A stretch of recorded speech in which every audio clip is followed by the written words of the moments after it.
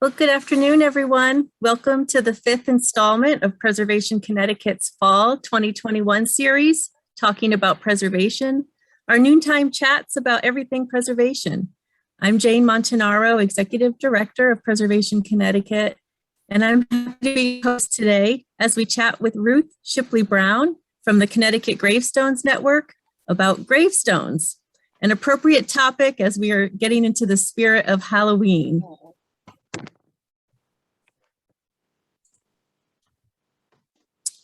Before we get to that, let me give you some information about Preservation Connecticut. Preservation Connecticut is the statewide private nonprofit preservation organization established in 1975 by a special act of the Connecticut General Assembly as the Connecticut Trust for Historic Preservation to preserve, protect, and promote the buildings, sites, and landscapes that contribute to the heritage and vitality of Connecticut's communities. We are statutory partners with the State Historic Preservation Office, and I am proud to say that for over 4 decades, we have successfully championed the protection of remarkable community assets all over the state by leveraging funding, advocating, forming partnerships, and promoting stewardship.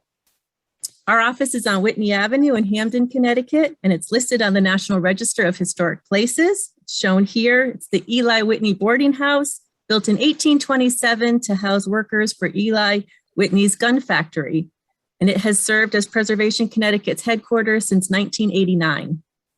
We have a staff of 8 preservation professionals and a board of 21 preservationists from around the state. Staff listed here are always available to assist with inquiries. Christopher Wiegren is our deputy director. Contact Chris for information on historic preservation easements, our bi-monthly magazine, Connecticut Preservation News, our newly launched Olmsted in Connecticut Landscape Survey, and to arrange a book talk for his recently published book, Connecticut Architecture, Stories of 100 Places. Renee Trubert, Making Places and Preservation Services Manager. Please contact Renee for information on redevelopment of historic industrial sites and tax credit applications. Jordan Sorensen is our Development and Special Projects Manager. Jordan manages our communications and outreach to members through social media and email, receives and monitors demolition notices from municipalities, and prepares historic tax credit applications and nominations to state and national register of historic places. Kristen Hopewood, Development Assistant, manages all of the inquiries that come through our website, provides member services, arranges special events, and is the editor of our Historic Properties Exchange, a free listing for threatened historic properties. And finally, our team of circuit riders, Brad Scheid, Mike Farino, and Stacy Vero. They provide immediate response to homeowners, developers, municipal leaders, nonprofit organizations and museums, historic district commissions, and more, with an array of preservation technical assistance, including community organizing, prioritizing maintenance and repairs, historic designations, and funding. And special shout out to Stacy for creating and organizing all of these noontime chats. These weekly chats have served as a meaningful way for us to continue our mission during the pandemic.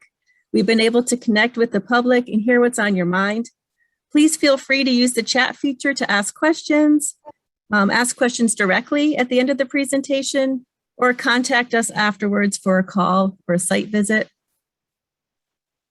And before I turn my slide deck over to Ruth, I'll just give you a quick preview for next week. We'll be talking to State Archaeologist Emeritus Nick Bellantoni about vampire folk belief in Connecticut.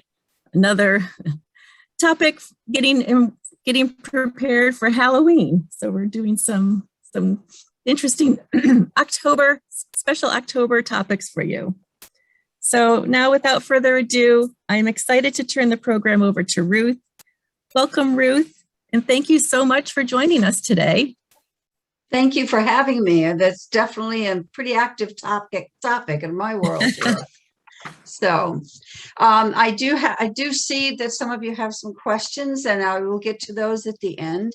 Most of the questions are on repair, and I am very glad to see that there's so much interest in caring about that part of things, because that's certainly an area that we need to stress. I've talked with SHPO and the state archaeologists, and we have a lot of things coming at us, and I'm trying to do my best to get a hold of people, slow things down a little bit, get people to take the time to learn about what they're looking at, which is basically what my program here is going to be about, before you make decisions that make changes. There's already been so many changes that people are not aware of. You need to be aware of it. So we need to start with that. So I'm going to try to switch to my. Okay. Can you see my screen now? I can. Yes. Now are we looking at yours? Yeah. So you can just tell me when. Oh yeah, I hate to make you have to do that though. Do you want me to try to share my screen one more time, see if it'll work? That's okay. No big deal. You can just tell All me and right. I'll move it along. All right, so to back it up, so being interested in my family cemeteries and paying respect to that history is what got me going. So I then found out that there was a group called the Association for Gravestone Studies, which is an international group. And if you have any real interest in all kinds of cemetery world, that is a wonderful place to have to get to and to learn from. Okay, next one. Next slide. Yeah, it just takes a little time to. Oh, okay. Sorry. Oh, I wish I could just do this on my own. I'm sorry, dear. Okay, so when people first get interested, and one good thing about COVID is I think a lot of people have gotten more downtime and more interested in checking out the history in their own backyards, which is a wonderful thing. So there's been a lot of newfound interest in old burying grounds and what to do with things. However, again, people need to learn, and that's what I really push, what it is they're looking at before they automatically think they know what to go fix. Now, when you look at a place, you really need to learn the history of it. There is a difference between old burying grounds and cemeteries, and a lot of people don't realize that. An old burying ground is pre-1800. A cemetery is post-1800. An old burying ground is you lived, you died, you have a right to be buried. A cemetery now makes business, it's money. So it's planned out, it's thought about, you buy your plots ahead of time, totally different arrangement. However, many cemeteries grew from what started as old burying grounds. But 98% of the time, what you're seeing now is not at all the way it was. And I will try to give you a few examples of what I'm talking about. And that's where people really need to understand before they think they're going around correcting things. What's to correct when it's already been changed 4 or 5 times? So you need to be careful about that. So next slide.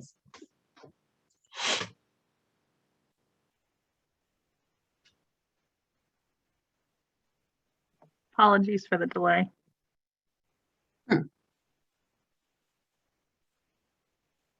Sure, you want me to try to share screen again? Sure. Because I just don't know why it didn't work better before. You cannot start screen sharing. Oh, because you're all right. Now try again, I guess. Ready? Okay. Are you seeing that? no. You're not getting it this time. Shoot. What is the issue here?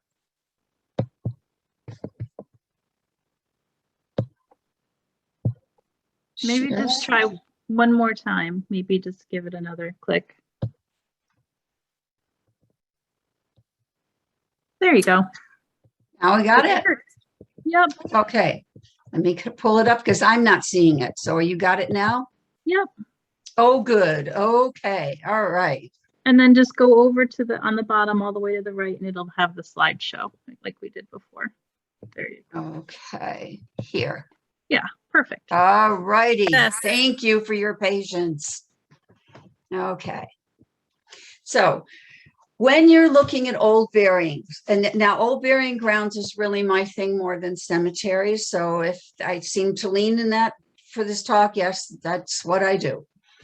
So when you're looking at old burying grounds in Connecticut here, you're going to be doing 1600s, 1700s. You need to know the partnership of that town. So if you don't, I mean, the parent of that town, if you don't know that, well, then you may have some issues. Okay, for example, when we're talking about Hartford, Hartford went all the way east to Bolton. There was no East Hartford. It went all the way west to Farmington. So if you're looking for someone, say, buried in 1710, 1720, that is a resident of Hartford, you have a very vast area to be checking, not just downtown Hartford. And that's what a lot of people have to understand. East Hartford incorporated away from Hartford in 1784, which is pretty late in there, and Manchester broke away in 1823. Now, this is my East Hartford Cemetery, and this picture gives me a chance to explain a few things. First of all, the ancient burying ground in Hartford is often, as I will probably repeat again in another slide, is often referred to as the first and only burying ground of Hartford. That is not true. Most of your residents lived and owned land on the east side of the river in the 1700s. When it got to be about 1700, they realized that this trying to traffic bodies across the river to be buried in ancient burying ground was a difficult task to do. One of the members of the committee that was taking care of that colonial community cemetery also had land on the east side of the river and offered up an acre for those on the east side of the river to be buried. So that was the beginning of what you're looking at here, which is Center Cemetery in East Hartford, which is right on Main Street. Now, the other things I would like to point out while you're looking at this picture is in the forefront, the first piece of land in the forefront, to the right, when you come into that cemetery, the entrance of that cemetery, you are looking at the back side of all these gravestones, which a lot of people find very interesting. And my mentor, Dr. Slater, also thought that was kind of odd. Well, in the research I've done over the years, this is the pattern that I see that I now explain this to people. The original first acre of that cemetery was further north, northwest, further east from this position that you're looking at right now. Mr. Goodwin had his house where the front of the cemetery is now. That's where Mr. Goodwin had his home. For you to get to this cemetery, you had to go up past his house, take an avenue down past the cemetery, and come back up into the cemetery. Okay, so if you can picture that little piece just off the side of this picture out in the back, that was the beginning of the cemetery. And then over the years, it grew and was added onto and added onto.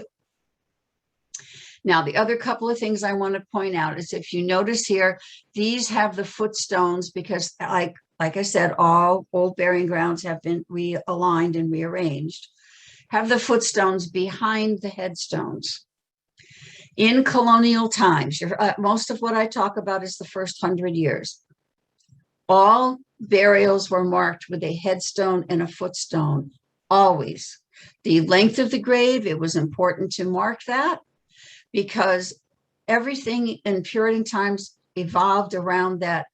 When Gabriel blows that horn and calls God's army forth, you want to rise and go to heaven. You've got to be there. I mean, it's important. We have one lady in Lebanon that they say was even requested to be buried standing up because she didn't want to waste time getting up. So having feet to the east, as far as the arrangements of stones, we can go around about that and all kinds of feet to the east, because if your feet aren't to the east, how are you to rise and go forward? Okay, so think about that. The fact that footstones get in the way of mowing. They're lawnmower hazards, and lawnmowers are the worst things that ever happened to old cemeteries. They were either taken away, removed, used for other things, buried. In this case, a lot of them were buried. As we find them, we were putting them up behind the headstones so that they still were with the correct stone, but not lost. Now, the other thing is, like I said, we're looking at the back of the stones because the stones themselves happen to be facing east in this cemetery. I've compared that to research on 5 other cemeteries. The writing on the gravestone faces the original, that's important, entrance to your old burying ground, so that when you enter that old burying ground, you are greeted by those names. Okay? And yes, things got moved around and realigned, but pretty much 80% of the time, a lot of, like you see here, the old burying grounds were all aligned in one direction, and the cemetery itself built into that pattern. The same thing with Memento Mori in Farmington. Now, lastly, what I want to point out is you have a roadway, you have these table stones. Now, the large table stones is not something your average farmer would have. That would always be a lawyer, a minister, somebody with prominence in your community. And money, yes, money always separated everything. If you go back to Old England, your hierarchy is buried in and around the inside of the old churches. When you come over here, we don't have the churches. So this box affair, to me, is the best way to give that sense of those crypts that they were buried in. The minute you walk into the old burying ground, you immediately know who your most important people are. That's easy to tell. The roadway itself was actually, and you can tell by these stones right here in the front, how that table stone was actually moved to make a path for the stones. So the stones are taken on either side. This happens a lot on very many old burying grounds. The roadway was opened in 1806, and that was to allow burials to not just be carried on shoulders of men now on a bier, but now they were having horse carriages start to bring them in, and you needed paths for that. Okay. Now, this is a good comparison, if you can bear with me to make this out. The black and white picture up on the left is taken approximately around 1900. This is the ancient burying ground in Hartford. You can see all of the buildings that are adjacent to the church and line up with Main Street. That was part of the ancient burying ground. That land was sold off in 1786, I believe it was, in order to purchase the back part of that cemetery. So yes, all of those buildings and everything in the front to Main Street were originally the old burying ground. All of those burials were just done away with to make space. And this is the truth of how we have progressed. So arguments about who's buried where in the ancient burying ground presently, which is closer to your picture on the right there, is a hit and miss because there's been many restorations, there's been many realignments of stones, and this one gets a lot of wonderful attention. So yes, there's been a lot of replicated stones. So again, if you were going to look at it, this is what's left of your history to look at. This is probably 1/3 to 1/5 the size of what it originally was. So it's important to keep those thoughts in when you're reviewing this stuff. If you go into a burying ground or a cemetery and you see old stones that are in nice straight rows like this, immediately that sets off an alarm and tells you these are not natural burials whatsoever. These are all probably moved from another location and just lined up. So at least we have them to respect, we have them to read, which is a wonderful thing. But these are not burials. This is what the closest I can come to show you what an old burying ground should look like without all of these lines of family masses with 20 Smiths and 18 Johnsons all in a row. pretty much old burying grounds. You were buried as you died. Now you see right here in the center of this picture, you have 2 headstones, 2 footstones. Those are the first woman that was buried there, and then next to her his husband. So room was naturally left for immediate family members. So to have 2, 3, or 4 within, say, the same 50 years of each other, that would be a natural way to do things. Again, the footstones are on the east. The headstones are also facing east, which is where the entrance of the cemetery is. So this is how a more natural setting should look, not those straight rows. This is another one from Ancient Burying Ground in Hartford. Now, people will look at this and say, oh, you know, Reverend Hooker died in 1647. This tablestone's been here for that long. And no, it hasn't. And I don't know how to get rid of this picture so that my words here will show up. Here, can I make it smaller this way? What will that do? God forbid. What are you trying to do? I was just trying to get that out of the way so that the words would show. Move the 1647.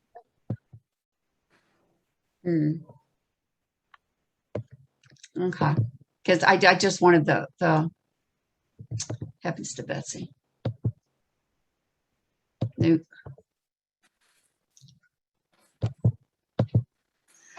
Okay. There's no way to make that screen smaller, except to do it like this. Okay, but anyways. So he did die in 1647. However, he was probably buried closer to where the church is now. And in 1813, Seth Terry couldn't find a stone for Reverend Hooker, as important as he was. So Seth Terry decided to have this tablestone made for him. So the death date on the stone really does not apply to when the stone was made. Generally speaking, most people didn't get gravestones the year that they died, especially in the first 100 years. In fact, a good high percentage of them never got gravestones anyway, because we didn't have local carvers to go to, and certainly spending money putting a roof over our head and food on our table was much more important than having a memorial gravestone made. So it would take an average of 2 to 4 years to find someone, hire someone, decide what to put on it, and have it made, which was probably only done in the winter because the carvers also had to farm and take care of families. And then after the winter thaw, they would come to the cemetery to actually set that stone in. So another consideration. Minimum. Mrs. Winthrop, John Jr.'s second wife, is buried in the ancient burying ground. And it's a long story I won't go into, but 40 years later, she still did not have a gravestone. That's pretty important. To this day, I've never found any trace of her gravestone or that it ever existed. So I always tell my genealogist, if you can lose a Winthrop, you can lose anybody. So don't get upset. Now, just quickly, as far as cemeteries that are not anymore, that people just don't relate to, is your First Catholic Cemetery in New Haven is now under Yale New Haven Hospital. And these are all stories that have, much more to talk about, but I'm just giving you the headlines. New Haven Green, of course, their first cemetery was the New Haven Green. The stones removed, but not the bodies. The first burying ground in Guilford was the Guilford Town Green. Again, the stones have all moved around and disappeared, but the bodies were never moved. Now, if you're trying to read an old stone, this is a very good example. Does anybody have any idea what month Joseph died? Because we're only saying 1728/29. That is giving you a reference to New Year, Old Year, because of the calendar changes, and that it took us a few years after England made the change for us to catch up with that. So the difference is January to March 22nd. So if you have a slash date like this without a month, you can 99% be pretty sure that this person died between January and March.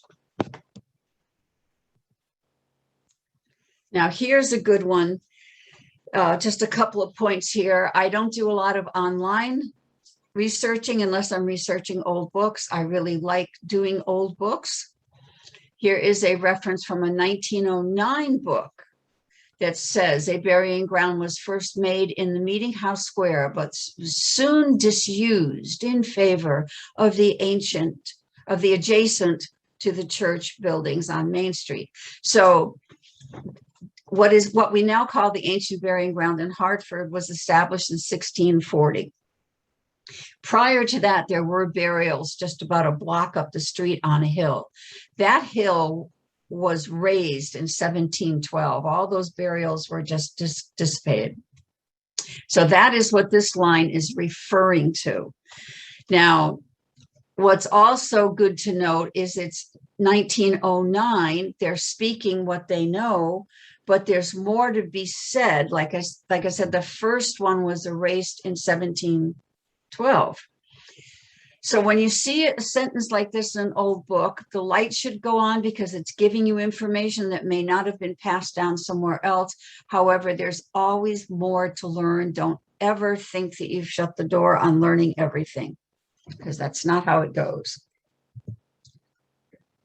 Again, I love reading old books, very important to do. Never stop searching. You can get so much information out of these things. There are some really wonderful things. I'm going to share a couple with you that I found. I used to work at the state library, which makes it even, just more at my core that I really like working with old books. Now, here's something from a sexton's record, but it was for paupers' graves. I'm not even sure exactly where the graves are. There were never any stones put up for them. But just to show you, and this really is something that confuses the heck out of poor genealogists. In the Williams, Mr. Williams here, they evidently had a son they wanted to name Daniel. Now, Daniel was a name that was probably after someone in the wife's family, so they wanted to carry the name forth. They didn't have much luck, as you can see by the dates. They had a child and he died young. They had another one that was a boy, named him Daniel, died. Named him next one Daniel, but he died. Unfortunately, I guess they never got a Daniel to survive. They're very unfortunate. But this is why this isn't a mistake. This actually happened, and this is how they kept renaming all these names to keep passing on the history. Again, digging into old books. This is the kind of information you find. I've found in a few places where there has been records where people have actually in the maybe late 1800s, maybe up to 1920 or so, actually made drawings of the gravestones.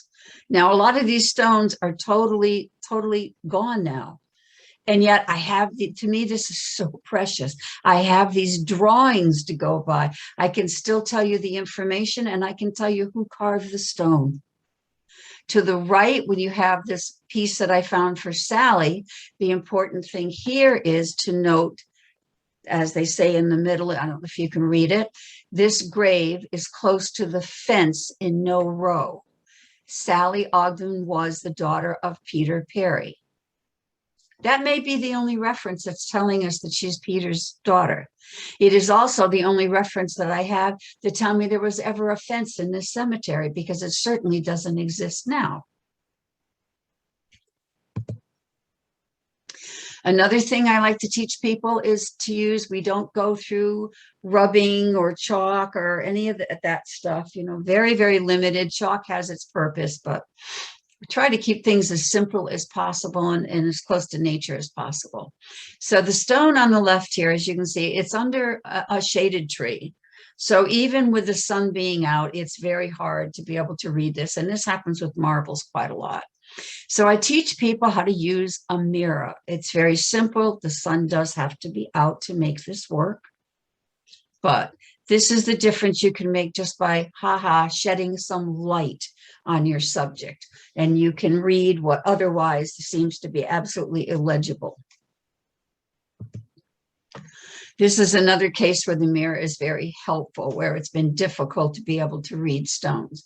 Nowadays that people have, the cell phones all the time, and you have a flashlight on your cell phones. We've tried that, and in some cases that does help a little bit. If you just cast the light at right angles from the side, not dead on ever. It has to be from the side to shadow that lettering, and you can probably make out a lot of inscriptions that otherwise you feel are probably lost to you. Again, using water helps. Now this is up in the woods in a vineyard, and the stone on the left, you can see people thought it was a gravestone, but nobody was really sure about it. There was 2 or 3 of them up there. So I worked very carefully on trying to move some of the lichen off, and found there was indeed writing on the stone, and trying to get a picture of it between using the mirror and wetting the stone. As you can see on the right, I actually got information off of this stone. It turned out that this little grouping of stones up there was actually for some American Indians that had once lived in the area.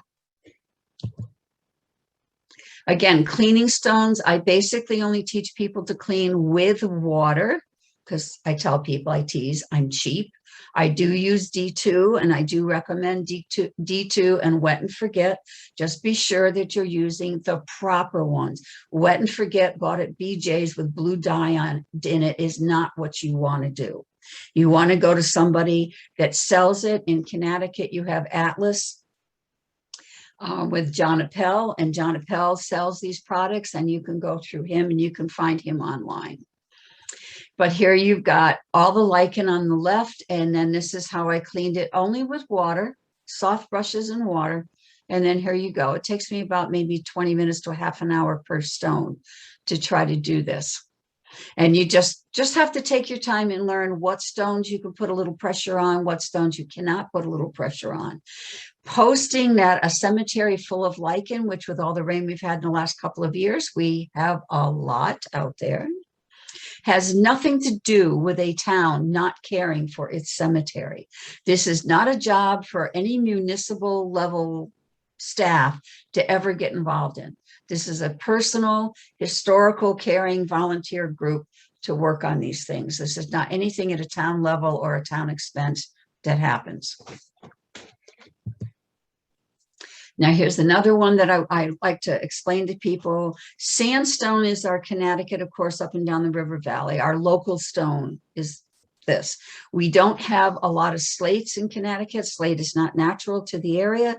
When you do find a slate stone in our old colonial burying grounds, it came from Massachusetts or Rhode Island, which means if I can identify the carver, you can also go back to those 2 areas and you can find a family line, because 9 times out of 10, they paid for that stone and had it sent down to the grave.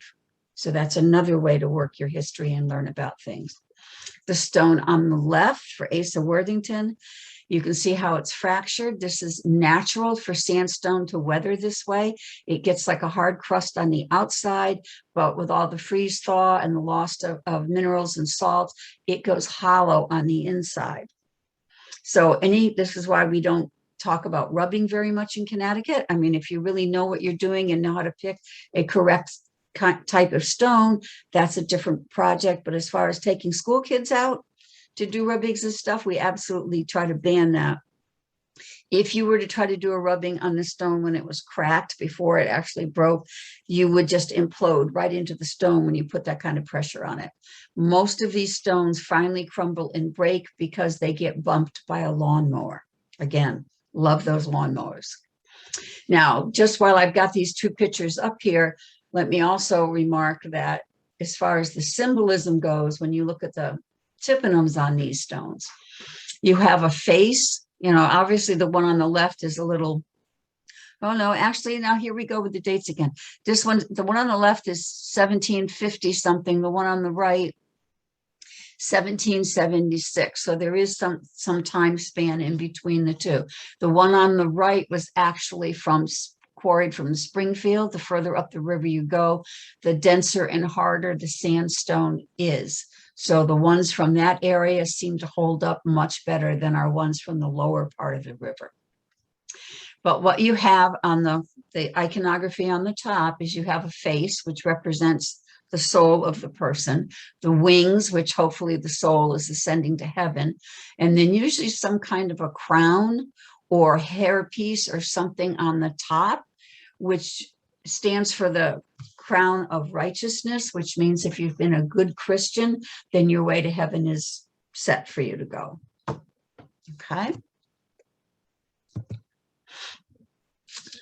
Now, this is where most of you had your questions. So hopefully, and like I said, at the end, I will try to answer any questions that I can. But jumping in to make things better, you need to give it some thought, please. Again, on the left, this is a gravestone, sandstone that has popped and deteriorated. It is now totally gone. There's no fragments or pieces left.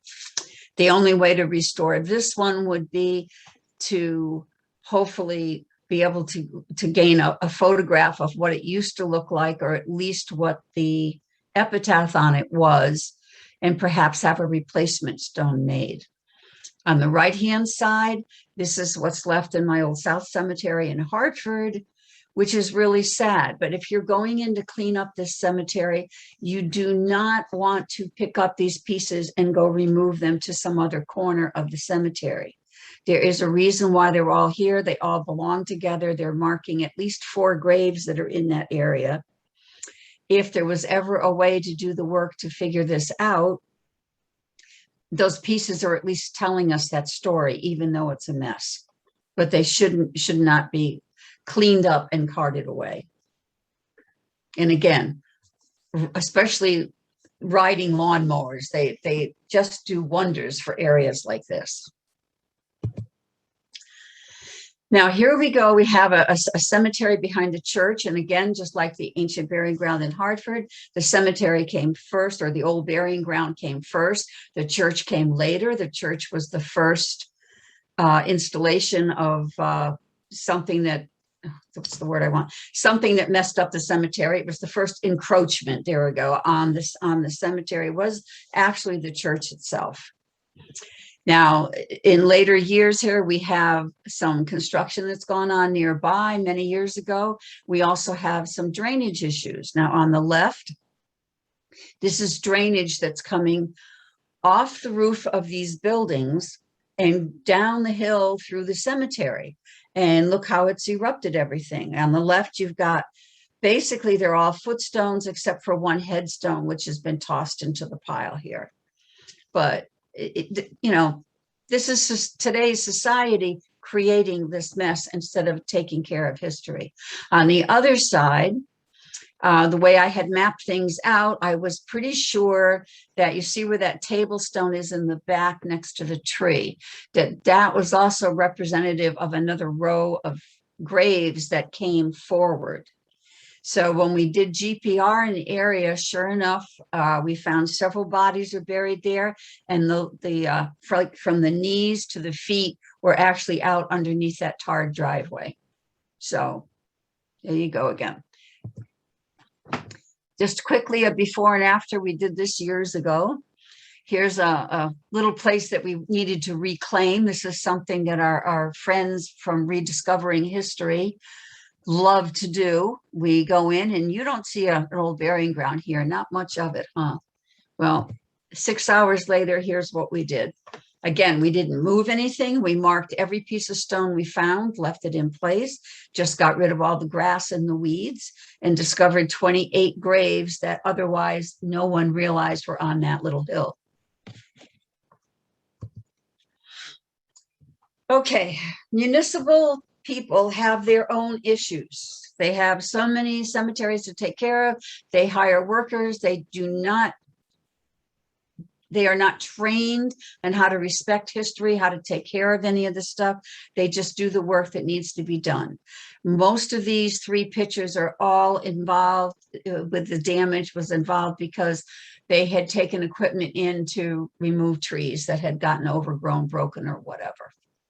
So the trees came out, and that's a good thing, but they drove over these stones and broke these stones up. The one on the left, the sandstone, there's actually a story that goes with that one, that someone put the stone there so that the wheels wouldn't get clogged into the mud.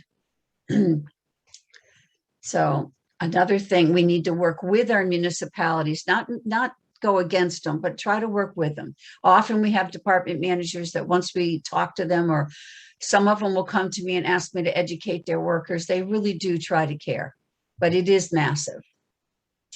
Again, I don't use any metal. I try to avoid metal because these older stones are pretty precious, and that is pretty much what I deal with. So this is a good example. You see the chunks on the side here. This is because someone put a shovel in the ground and went heave-ho to pull it up out of the ground. They may be stones, but they are much more fragile than we would realize that they are. When I do choose to take a gravestone out of the ground, this is a good example of working with some volunteers as to how I choose to do this. I don't like to make a mess. I like to, whatever work I do in a cemetery, I like to leave the cemetery looking like, geez, maybe I wasn't really there. I just don't want mud holes everywhere. So what I teach them to do is pull the top layer of grass and sod out, put it aside. Then using plastic or wood to go in and try to extract all of the dirt around every single angle of that stone. So you know exactly what it is before we start to try to lift it and pull it up. Make sure there's no roots trying to hold it down. Make sure there's no fractures, that if we put stress on this point, it's going to break over here on that end. So you really need to protect it and know what you're doing before you do it. The dirt, when it goes back in after you've reset it, there's leftover dirt, then the dirt can be dragged off someplace else.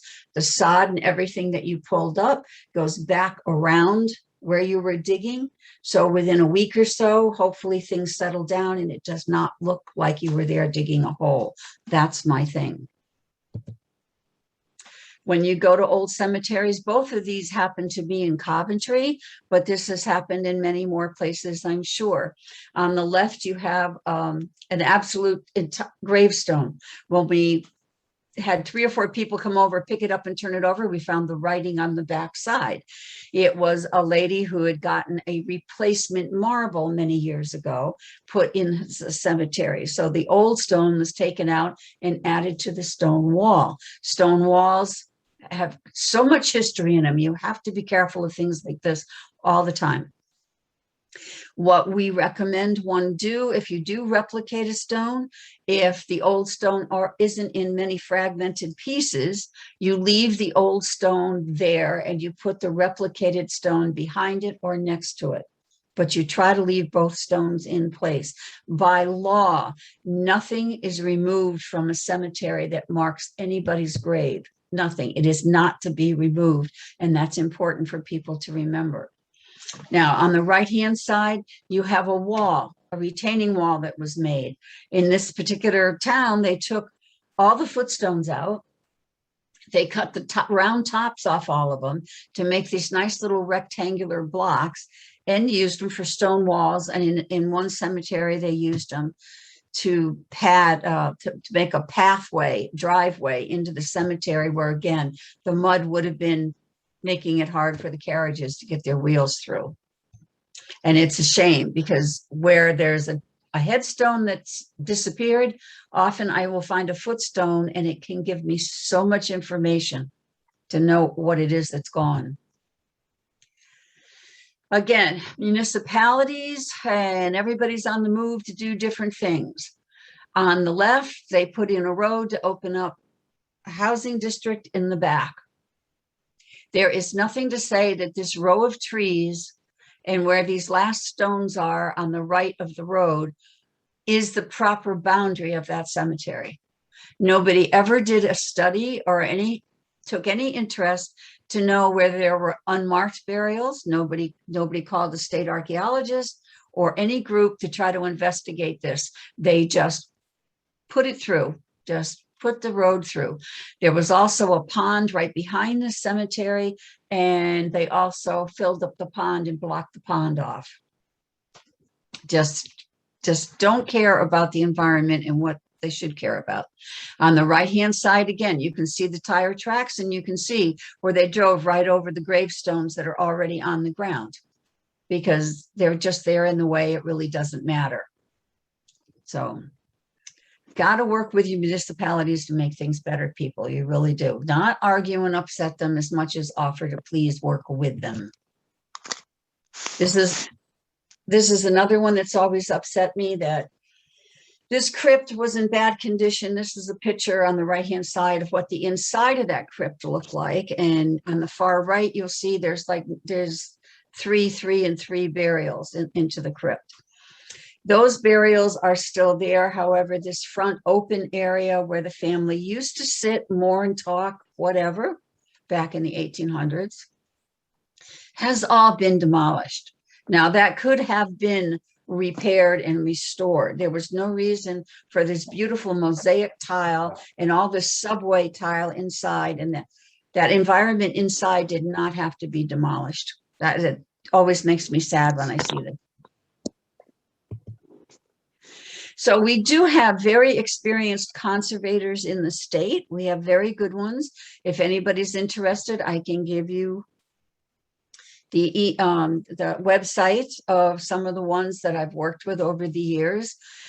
I at least recommend that people, when they have these thoughts and ideas on what to repair, how to repair it, at least go and look at these sites, more than one. Try to learn, try to digest what is going on. Have some education in your head so that when you do hire someone and talk to them, you can make some reasonable decisions. Not every conservator is going to look at everything the same way. Each one seems to have its own specialty or its own preferred references, just like I prefer to do really old burying grounds and work on archaeology more than I want to be in cemeteries and working on genealogy. Being safe, being secure is very, very important. Understanding that these stones are fragile is very important. Understanding that, especially in sandstone and stuff, I think one of the biggest hazards that people don't understand is they suck up water. They are always drinking in water. They hold that water. When the temperature changes, things freeze. The freeze thaw is movement. So putting Gorilla Glue on the stone is not necessarily what you need to do, because any glue that you put in like that, when the water comes through the stone, think of this. It's going to build up a bridge of water. It's going to freeze. It's going to put pressure. The stone's going to give before the glue gives. So you're just going to create another break in that stone. So it is important that you assess these things and understand these things before you put your money into trying to repair them and restore them. Again, this is just everyday damage. On the left, this is a big opening in a sandstone, so much that I could put my camera cover into it. Also, be very careful, because bees love to make their little homes in those spaces. So be very careful with the bees. Again, someone had planted bushes in this cemetery a long time ago as a decoration, maybe to the family. But over time, the roots and everything else, you can see how this one on the right has devoured the stone and broken it. At one point, a municipality went into an area like this and tied chains around the stumps and yanked them out. I mean, that did not do, the roots are hanging on to the bottom of the stone and everything. So you may be pulling out the stumps and that looks good, but uh-oh, you broke a couple of stones in the process. Not a good venture. Planting things, some things grow very nicely, but after a couple generations, perhaps they get out of hand. Yeah, love this one. The woodchucks, groundhogs, oh, they love this kind of thing. Now you think they're running around the dirt, they're digging. They get into where there's an old grave and a coffin. They have loose dirt. They have a little open space. They have a little more fun to deal with. Often if you see any areas like this where they've been digging, you have to be careful, because in the piles of dirt, you may find bones, because they bring up the bones with them too. But they here, you can see on the left, they're absolutely swallowing this entire stone.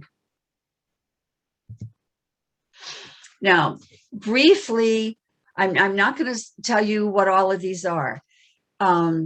Very few cemeteries have these markers left, these metal markers left. Again, they're a mowing hazard, so they've been removed in a lot of places. Again, it is against the law to remove them. They're put there because that person belonged to these societies, and it commemorates their death and their person. So they're not to be removed. However, laws is another thing that we can go on to for many hours. I work very closely with a lot of this. We do need, and we do advocate, and the SHPO's office and most of my colleagues that are into the history and on state levels understand that I'm right. We do need a state level oversight committee or some way to assist us, because things are happening that would just blow you away if I spend an hour telling you all I've seen and all I've witnessed. Our laws are all over the books. They are not in one place. They change from time to time. When they make a change, they don't go back and see how it affects the original law. I mean, such as an ancient burying ground by law is a burying ground that has graves in it that are more than 100 years old. At this point in time, how many burying grounds and cemeteries do you think that includes? So we really need to work on this. Hopefully next year, when we start having more CGN meetings again, we're going to start having more meetings just to discuss laws and figure out how to put these things together. We have a lot of cemeteries that are doing things that are totally illegal, totally illegal. The worst case scenario in the last 3 years, if you're really interested and haven't heard about it, Google Park Street Cemetery in Bridgeport, Connecticut. Park Street in Bridgeport, Connecticut. Google it, you'll come up with all the stories. Defunct Association, they gradually over 12 years bulldozed the old section in order to resell it for new burials. And that includes a lot of veterans' graves. So I'll leave it at that, but I'll do a program on that, because it's horrible. So we do need to pay attention, not assume that because I wouldn't do it and they wouldn't do it. If it means money, believe me, it's been done. And just to lighten up now a little bit on symbolism here. This is one of my favorites. You can see it is 2 unopened buds that have broken off. However, they're on a single stem. It's a brother and sister that died, probably twins. The Victorian flower language comes in 3 different types, but I love to look at it on stones, look at the symbolism, and try to guess the age of the person before we read the stone. And 80% of the time, I can get real close to it just by looking at the flowers. Again, this year has been a really down year for us. This is what we do with CGN and AGS and my other groups. These are pictures from one of my CGN symposiums, which we used to have sometimes twice a year and at least one every spring. But of course, this year has put the entire thing off. So now we are looking for next year to just have smaller meetings in different places where we can bring people together to share information, share their thoughts and their artistry. And this is my thank you, and thank you for caring about history. And I will answer some questions now. Thank you, Ruth. That was fantastic. If anyone has a question, you can raise your hand with the icon or unmute yourself and go ahead and ask. Yep, I do have something. Hi, Terry, go ahead. Hi, I'm with the Avon Historical Society.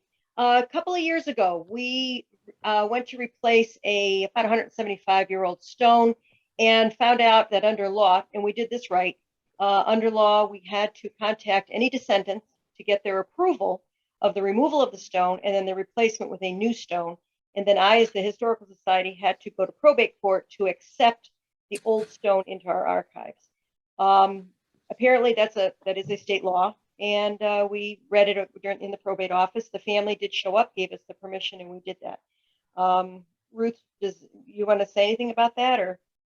Well, yeah, I've heard these stories before. Again, our laws are so inconsistent in what people pay attention to. I've talked to so many sextons that totally believe that after 100 years, you could reuse the same space, which in Europe, yes, you can. Not in America, you cannot. As far as where the probate permissions are coming from now, that's getting more and more confusing, as is everything else.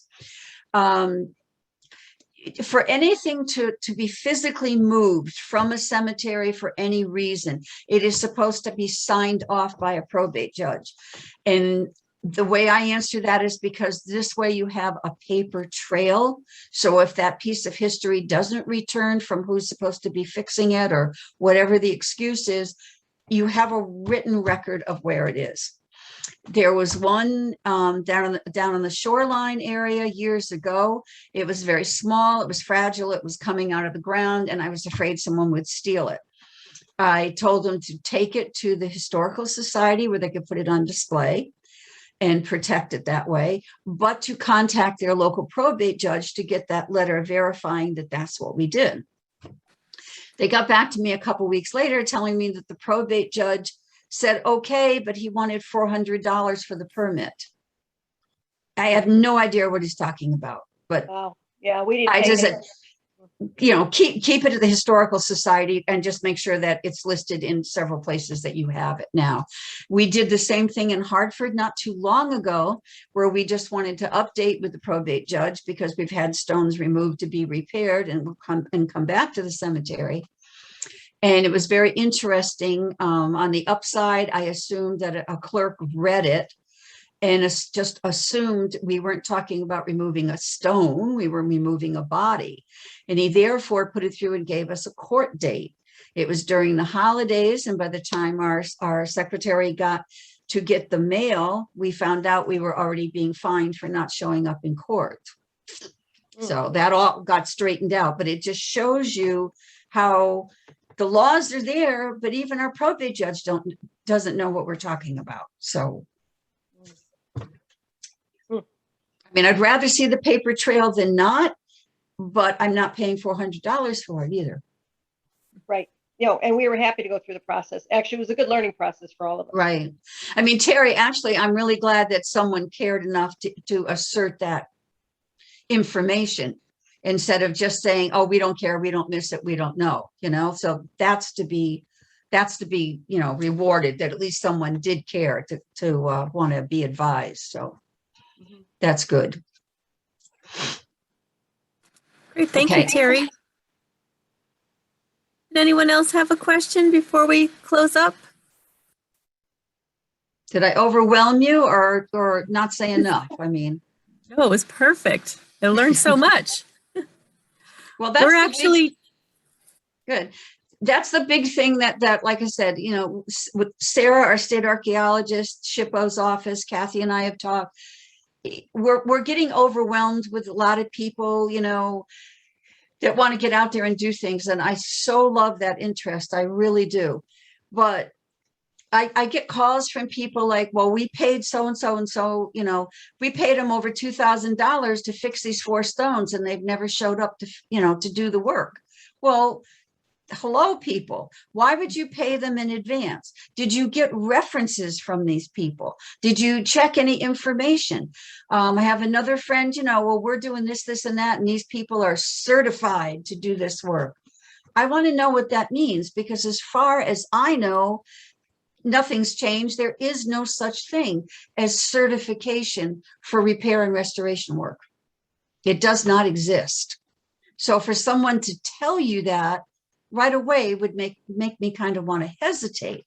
However, we have had a big increase. Now, Jonathan Appel has done a lot of these and does a great job, but we've had an increase throughout the nation with people taking a workshop, assuming if they've taken one workshop that they are now an expert, or that because they want to make money, they go back to their states and decide that they are now going to give their own workshops so they can collect money. But to make you feel good, they'll print out these certificates that say, I took so-and-so's workshop, so that you can take that certificate, and instead of just saying that I can credit the fact that I took a workshop, people look at that like they are now certified to go out and do that work.